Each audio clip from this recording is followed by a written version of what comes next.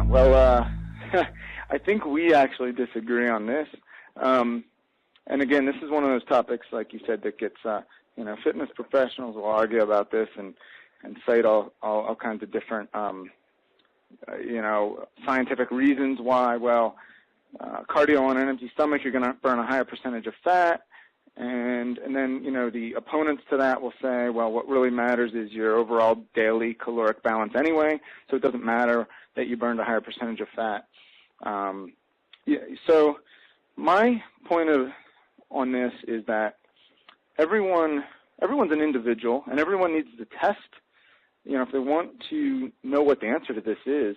I don't think there is a definite answer. I think you need to test everything individually. Some people may think this is the holy grail. This is great. I do morning cardio on an empty stomach, and I'm just burning the fat away like crazy. Other people, so this is real life for me, my experience, and a few people I know that have tried it. It kind of backfired. For me, what I noticed was I lost muscle really quick when I started doing, 3 or 4 days a week of cardio in the morning on an empty stomach. Because again, when you wake up in the morning, your body, hasn't had food for, let's say, 8 or 10 or 12 hours, whenever the last time you ate before you went to bed. So your body needs amino acids for certain bodily functions. And you don't have any immediate protein in your stomach that it's digesting. It's going to need to still get those amino acids from something, so it'll break down muscle tissue to get those amino acids for other, organs that that need it for functioning. So, there's something to be said there. Again, personally, I noticed that I lost the muscle, which then kind of made it harder to lose any more body fat. I did it for a couple months straight, and I really wanted to experiment with it and see if it worked for me. My personal story was it didn't really work for me. A couple of people I know, it didn't really work for them either. I do remember one of my clients said that she thought it did really work for her. So she thought she was getting great results with it. So my point of this is we can argue all we want about the science of why one is right and the other is wrong, or vice versa. But everyone, I think, just needs to test it for themselves and see if it works for them or not. Yeah. Yeah, really, we get so deep into the template programs about how one size kind of fits all and lose sight of the bio-individuality that people have. And, people can look at it like you can look around you. Just go to the mall and look around, and you see the different shapes of people, the different sizes of people. Everybody is different, and what works for one person may not work for another person. Atkins might work for someone, and it doesn't work for another.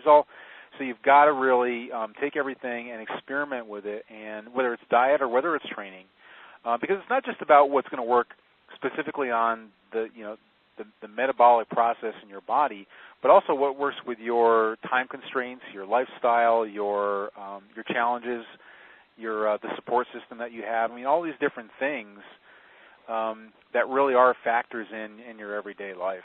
So good point. Yeah. I have to I'll make this the last question, but I've got to bring it up because, anytime you talk about fat loss, you have to talk about supplements.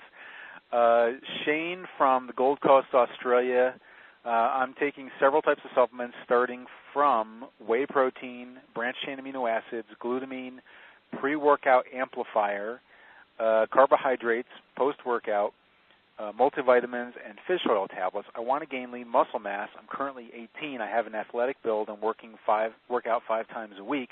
I've read the bonus article about the 7 top supplements. I think he's referring to somebody else's article that I've got in there. However, I don't know what supplements are best for me. I don't have the money to keep this up.